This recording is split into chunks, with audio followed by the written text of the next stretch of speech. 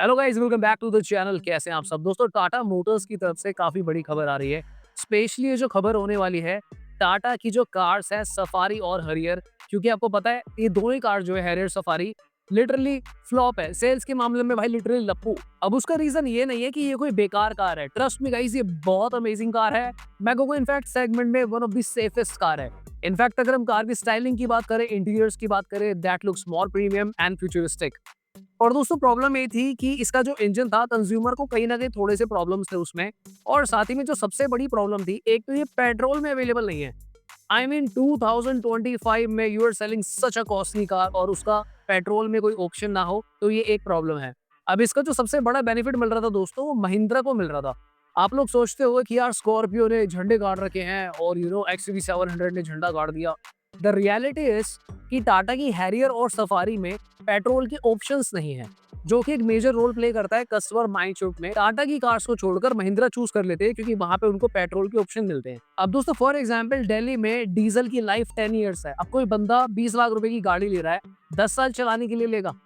बात तो सही है। इनफैक्ट अगर वो कल को बेचने भी जाए, उसकी रीसेल भी मर चुकी है, क्योंकि जो डीलर्स हैं वो उसको ये थोड़ी बोलेंगे कि हम आपकी कार जो है दूसरे शहर में बिकवा देंगे। तो वो उसकी जो वैल्यू है उसी हिसाब से ले रहे हैं कि यार 10 साल की तो लाइफ, फिर तो गाड़ी खत्म है, ब्ला ब्ला ब्ला। पर दोस्तों मुद्दे की बात ये है कि हैरियर और सफारी के अंदर जो इंजन आपको देखने को मिलता है, क्रायोटेक। वैसे तो क्रायोटेक जो है टाटा ने इसका नाम रखा है, एक्चुअली में ये जो इंजन है ये सोर्स्ड है स्टेलेंटिस से। इस इंजन का रियल नेम है फैम बी, या फिर इसे आप FAMB भी बोल सकते हो। ये एक 2 लीटर का डीजल इंजन है। तो दोस्तों टाटा मोटर्स को प्रॉब्लम क्या आती थी, अगर कोई भी अपडेट करने थे, माइनर ECU अपडेट करने हैं, कंपोनेंट अपडेट करने हैं, या फिर कोई भी चेंजेस करने हैं, तो उसके लिए पहले स्टेलेंटिस से परमिशन लेनी पड़ती थी। फिर प्रोसेस काफी डिले होता था, वहां पे काफी ज्यादा पैसा कॉस्टिंग इन्वॉल्व थी, क्योंकि स्टेलेंटिस जो है अपने अकॉर्डिंगली करती है। और दोस्तों यहाँ पे टाटा मोटर्स ने इस इंजन के मॉडिफिकेशन मेंटेनेंस राइट्स को ले लिया है।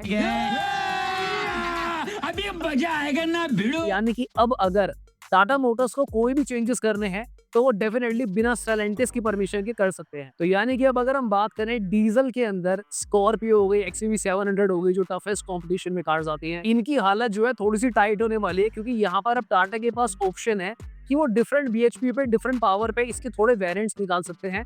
जैसे स्लाइटली मॉडिफिकेशन आपको दिखता होगा कि महिंद्रा भी अलग अलग कार्स में करता है। इनकी पावर और टॉर्क जो है अलग अलग होती है। तो अब आते हैं सबसे बड़ी बात पे, तो क्या इसका मतलब अब ये है कि हैरियर और सफारी पेट्रोल में मिलने लग जाएंगे? देखो टेक्निकल सेंस में नो, इसका आंसर नहीं है। टाटा इस इंजन को पेट्रोल में कन्वर्ट नहीं कर सकती, ये रहेगा तो diesel he. But yes, definitely Tata अपने अकॉर्डिंगली इसको ट्यून कर सकती है और इसके डिफरेंट वेरिएंट्स को बिल्ड कर सकती है। अब दोस्तों टाटा के लिए एक नया इंजन बनाना बहुत बड़ी प्रॉब्लम हो सकती है। यहाँ पे भाई करोड़ों रुपए चाहिए, लिटरली मैं आपको बता नहीं सकता। मेरे अकॉर्डिंगली आराम से 200 करोड़ प्लस मानकर चलो आप, पूरा R&D, पूरी रिसर्च, पूरी डेवलपमेंट, अगर एक नया इंजन बनाना है तो। बट यहाँ पर जो स्टेप टाटा मोटर्स ने लिया है, उससे एक बात जरूर समझ में आती है कि अब BS7 के लिए टाटा अपने आप को प्रिपेयर कर रहे हैं। ये जो मॉडिफिकेशन होगी इसीलिए होगी कि टाटा जो है इन कार्स के अंदर कुछ डिसेंट चेंजेस कर पाए और समय के साथ साथ बदलाव भी ला सके अपनी कार्स में। पर दोस्तों जैसा हमें कुछ खबरें आई हैं कि देयर इज अ पॉसिबिलिटी कि टाटा मोटर्स में very soon start working on petrol engines for Tata Harrier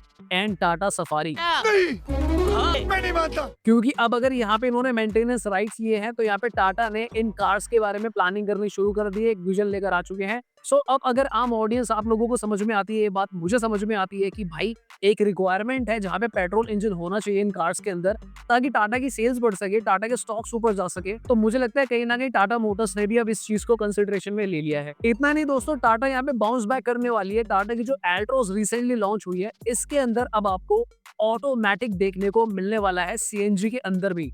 जो टाटा की रियल प्लानिंग है उसके अकॉर्डिंगली इन्होंने भाई पूरा जो फेस है उसे लॉन्च कर दिया एल्ट्रोस को। और मुझे लगता है यहाँ पे टाटा मोटर्स अब थोड़ा सा वेट कर रहे हैं सेल्स नंबर का, कि एल्ट्रोस कितना नंबर क्रैक करती है, कितना कंपीट कर पा रही है बलिनो i20 एक्सेट्रा से। और आने वाले 1 से 3 महीने के अंदर आपको डेफिनेटली टाटा एल्ट्रोस CNG देखने को मिलने वाली। ऑन दी अदर एंड अगर मैं EV सेक्टर की बात करूं, तो यहाँ पे भाई टाटा हैरियर और टाटा सियरा भी आपको देखने को मिलने वाली है। तो यानी कि टाटा मोटर्स आज की डेट में भाई चौतरफा हमला करने वाले हैं।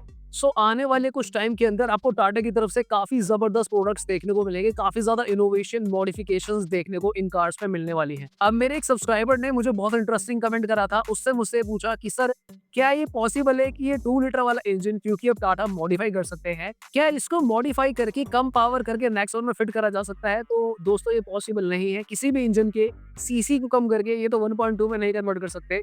That's a 2 litre engine. So जैसा कई लोग सोच रहे हैं कि यार पंच में कोई नया इंजन आ जाए या फिर डीजल के ऑप्शन मिल जाए, टाटा नेक्सॉन की पावर बढ़ जाए, 1.5 टर्बो आ जाए। सो इस चीज से रिलेटेड अभी तक टाटा मोटर्स ने कोई अपडेट नहीं दिए हैं। एंड टू बी ऑनेस्ट, मुझे लगता है अभी ऑलरेडी जो इंजन आ रहा है नेक्सॉन के अंदर, दैट इज क्वाइट पावरफुल। इससे ज्यादा पावर की मुझे लगता है उस साइज की कार में फिलहाल नीड नहीं है। हाँ, अगर टाटा मोटर्स को कुछ चेंजेस करने ही हो तो डेफिनेटली कार को 4 सिलेंडर करा जा सकता है, या फिर कुछ और इनोवेशंस करे जाते हैं इंजन में। स्लाइटली जो माइनर वाइब्रेशन कभी-कभी फील होती है उसके ऊपर, या फिर इंजन की एज के ऊपर थोड़ा सा काम करा जा सकता है डेफिनेटली। दोस्तों, जो लोग पूछ रहे थे कि टाटा एल्ट्रोस का बेस्ट वेरिएंट कौन सा है, अगर आपको आज की डेट में टाटा एल्ट्रोस खरीदनी हो तो किस वेरिएंट पे पैसा लगाना समझदारी है, तो मैं आपको बता दूं कि मैंने टाटा एल्ट्रोस की एक पूरी वीडियो बनाई थी जहां पर हमने इसके सारे वेरिएंट्स के बारे में बात करी थी और एक्सप्लेन किया था। ये मैंने आई थिंक 1-2 हफ्ते पहले बना दी थी।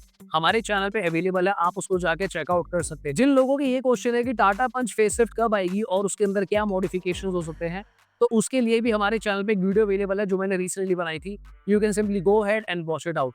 अगर आपको कार खरीदनी हो, किसी कंसल्टेशन की नीड हो, तो आप हमें डेफिनेटली ईमेल कर सकते हैं। हमारी टीम और मैं मिलकर आपकी हेल्प करेंगे राइट कार चूज करने में, बहुत ही मिनिमल फीस पे। तो फिर आज की वीडियो के लिए इतना ही दोस्तों, मिलता है दोबारा किसी और दिन। Thank you so much for watching. Bye bye, take care.